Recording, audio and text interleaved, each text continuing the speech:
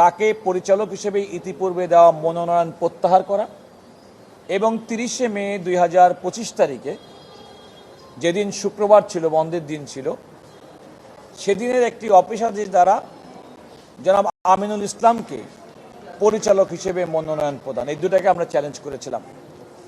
একটি হাইকোর্টের একটি বেঞ্চে আজকে আপনারা জানেন যে দীর্ঘ সময় শুনানি হয়েছে। আমি মোহাম্মদ রুহুল কুদ্দুস কাজল, আমি সিনিয়র অ্যাডভোকেট, এই মামলায় আমি শুনানি করেছি। আমার সঙ্গে ব্যারিস্টার কায়সার কামাল ছিলেন। অপরদিকে জাতীয় ক্রীড়া পরিষদের পক্ষে বিজ্ঞ অ্যাটর্নি জেনারেল জনাব মোহাম্মদ আসাদুজ্জামান সহ অন্যান্য আইনজীবীরা তো উপস্থিত ছিলেন। আমরা আদালতকে যে কথাটি বলেছি সেটা হচ্ছে যে বাংলাদেশ ক্রিকেট বোর্ড শুধুমাত্র তার সংবিধি দ্বারাই পরিচালিত হয় না, আন্তর্জাতিক ক্রিকেট কাউন্সিলের সিদ্ধান্তও একইভাবে বাংলাদেশ ক্রিকেট বোর্ডের প্রতি কার্যকর।